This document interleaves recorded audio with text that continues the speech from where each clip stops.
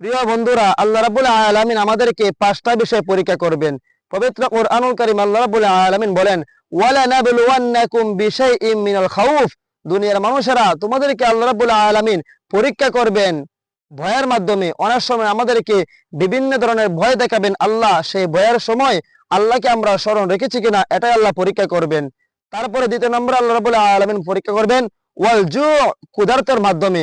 অনেক সময় আমাদের পেটে থাকবে ক্ষুধা, খাবার মিলবে না, তখন আমরা সেই ক্ষুধার্ত অবস্থায় আল্লাহকে আমরা স্মরণ রেখেছি কিনা সেটা আল্লাহ রাব্বুল আলামিন ক্ষুধার্ত দিয়ে আমাদেরকে পরীক্ষা করবেন। তিন নম্বরে আল্লাহ রাব্বুল আলামিন পরীক্ষা করবেন ওয়ানাকসিম মিনাল আমওয়াল।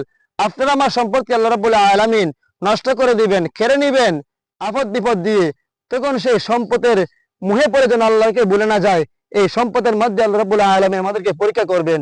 চার নম্বরে আল্লাহ রাব্বুল আলামিন পরীক্ষা করবেন ওয়াল আনফুস, আমাদের নফসের মাধ্যমে। আমাদের জীবনকে আল্লাহ রাব্বুল আলামিন অনেক কষ্টে ফেলে দিবেন, অনেক সমস্যায় ফেলে দিবেন।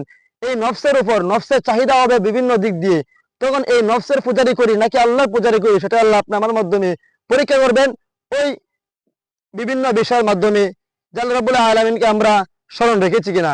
প্রিয় বন্ধুরা, পাঁচ নম্বরে যে পরীক্ষাটা করবেন আল্লাহ রাব্বুল আলামিন সেটা হলো ওয়াসসামারত, যে ফলমূল আল্লাহ রাব্বুল আলামিন যে আমাদেরকে দান করেছেন, এই ফলমূল আল্লাহ রাব্বুল আলামিন কেড়ে নেবেন। কেড়ে নেওয়ার মাধ্যমে আল্লাহর সঙ্গে আমরা সবুর করেছি কিনা, সেই ধৈর্যের পরীক্ষা দিয়েছি কিনা সেটা পরীক্ষা করবেন।